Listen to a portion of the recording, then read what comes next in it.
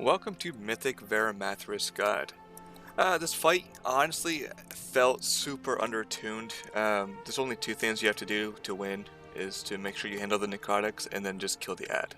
If you do those two things, this fight is super easy. After King Wrath, White Fest, this felt too easy, way too easy.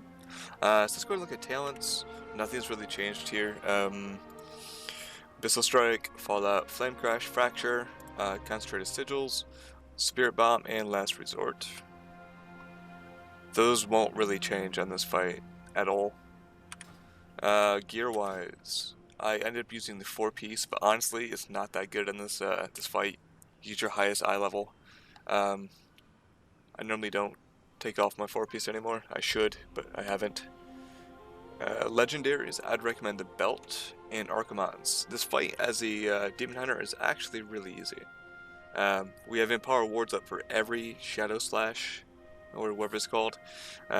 So you don't need the pants because you have all the cooldown mitigation. When you need it, you already have it.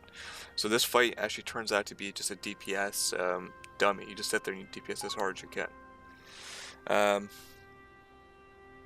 The Pantheon Trinket is a must for your raid.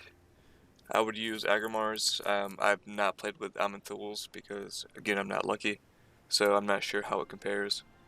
So eye level, AHR, Agrimars, and Belt. If you don't have either of those two legendaries, other good ones would be Pridus would be okay. I would not use it unless you don't have anything better. Cloak if you need the mitigation for the slash, but if you don't mess up your Empower wards, you don't need it, but you could use it. Boots is not very good, but you could use it. Pants, again, is not needed at all, but if you have nothing better, you want the stats, it would be okay. Insignia of the Grand Army would be good if you have good tier 2 traits for DPS. And honestly, that's it. Consumable wise, the Agility Flask, Agility Food, and Potion of Old War. Since we were learning the fight, I was using Prolonged Power. I didn't expect to kill as quickly as we did, but definitely use Prolonged Power for this fight, especially for damage. You want as much damage as possible. So let's go ahead and take a look at the fight. Alright, so here we are. The most important thing about this fight is setting up the markers correctly.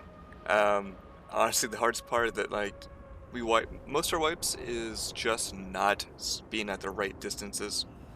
So this is the breakdown that we use. We use two markers, the star and the nipple. Everybody has to stand in the star or nipple, depending on how you want to do it, but everybody needs to be in the same marker. When the fissures come down, they move to the other marker, and that's it. Now, these three markers back here is the best way that we found to do this, and once we switched to the strat, he fell over. It was a joke. So how this works is the triangle and the square have to be 6 yards apart, and the square and the diamond has to be 6 yards apart. If it's 8 or higher, you're going to get the Alone in the Darkness, and the ads are going to spawn and you're going to die. If you're closer, then you can drop Necrotic on a triangle, could drop their Necrotic on diamond, or vice versa. So Necrotic is 10 yards. And the Alone in the Darkness is 8.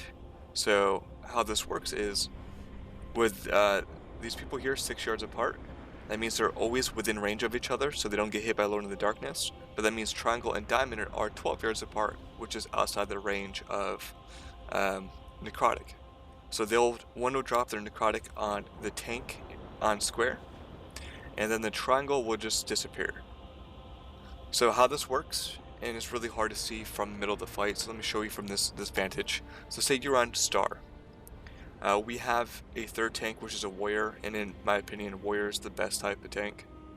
To do this as a third tank, because the leap and the charge, basically the third tank eats all the knockbacks and then charges right back in. A rogue with Shadow Step would work well, but we don't have a rogue in this group makeup. So basically, say everybody's at star, Necrotic comes out. Both Necrotics and the warrior will beeline right to the square, and then the diamond will go to the diamond, stay on the diamond, and triangle go to triangle. As soon as Necrotic wears off, they both run back to square, and then run back to the group. Whereas the warrior stays here. The warrior will proc Alone in the Darkness, which will spawn an ad. All range has to switch and kill it. You have 3 seconds to kill the ad or it's a wipe. I know some of our melee, like our rep pallies, were saving their judgment to throw at it as well. That is useful because honestly this is not a DPS race. It's about, can you kill an ad in 3 seconds? And if you can do that, good. And can you handle the necrotic, meaning the markers? If you can do that, this is easy to fight. So as a tanking point of view, I jump in. So basically this is going to be boring to watch because I literally just DPS. So we're going to go, I'm going to jump in. Well, I'm not going to jump in, I'm just going to spin them. But I'm going to pop meta and pop AHR and have the belt on, so when this procs, it's just going to do a lot of damage. But the goal is to watch the Shadow Strike and use Empower Wards so that it overlaps. So basically if there's like 5 seconds to Shadow Strike, I'll use it, meaning I'll still have it up when he casts it, and the cooldown of the next Empower Wards will start. So as a tank, this is about maximizing damage, keeping Empower Wards up for every Shadow Strike. That's kind of loud, turn that down. And then taunt ASAP when the other person gets the debuff.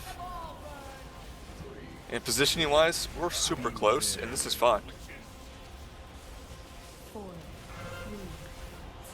So right now I see Shadow Strike is in 5 seconds. My Empower Wards is coming off cooldown. I'll pop it. I should pop it early. There we go.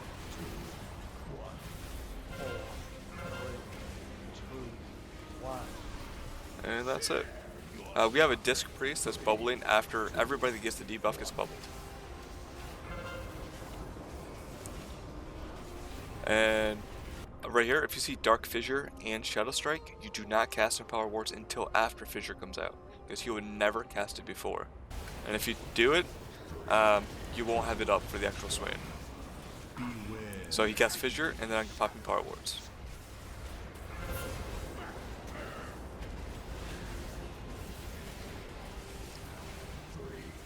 I use Fiery Brand on cooldown for damage because honestly it's not needed.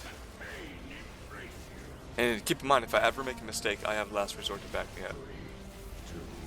So Shadow Strike's coming in, Power Ward's up.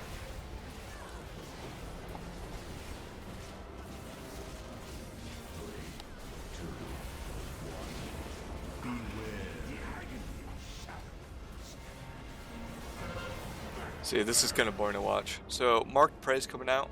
Alright, let's see if I can show you some of this.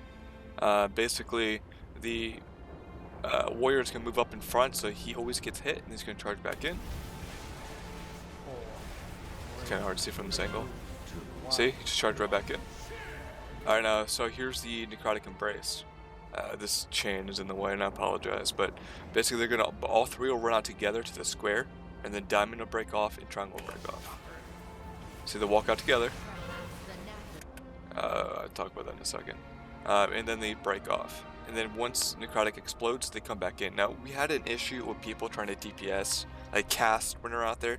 You cannot stop to cast. Once Necrotic falls off, you just run. If you don't, you're going to be too close when the Necrotic on the tank explodes, and you're going to get hit, and it's a wipe. So as soon as it wears off, you don't heal, you don't cast, you don't DPS, you just run. Here what happened, and it happened twice, I don't know why, but sometimes he delays his Shadow Strike, and this is what happened here. He delays his Shadow Strike, so the timer hits 0, I have Empower Wards up, but he just doesn't cast it, and he waits, and then Empower Wards falls off, and then he hits me for a shit ton of damage, which is why I'm about dead. It doesn't happen very often. Like, I remember happening exactly twice this entire time. And that's just happened to be one of them on the kill. If it happens and you're not lucky like I am here, just, you have Last Resort.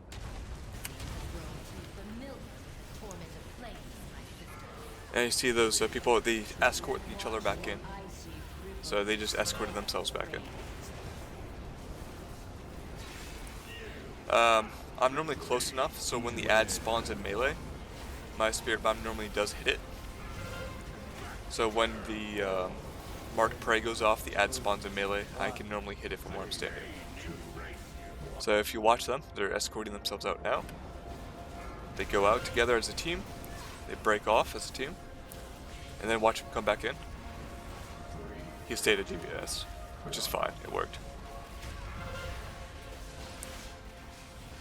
Oh, we got a second. I screwed up in power wards there because I thought it was a wipe. We got a second ad, but the range DPS was really good and on point and killed him. So yeah, I made a mistake because I thought we were over and I missed in the power wards. Parsing on this fight is actually really easy because all we do is stack damage guarantees DPS. I used the wrong potions. I did not second pot, and I missed 2 siphon powers, and I still parsed like 90. It was 95%.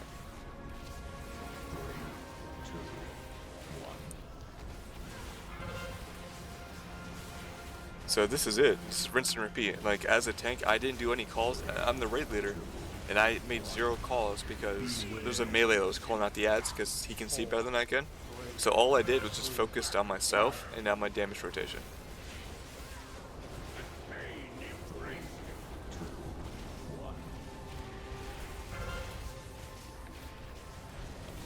So as long as you watch the Shadow Strike cooldown and your power wards cooldown, that's all you gotta do.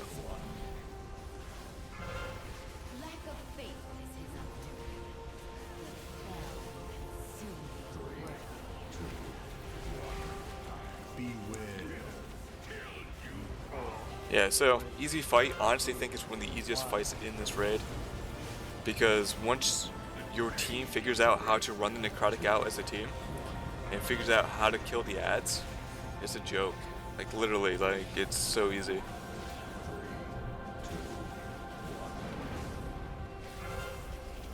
Yeah. So this is it. So after King Goliath, this was it felt undertuned, to be honest with you.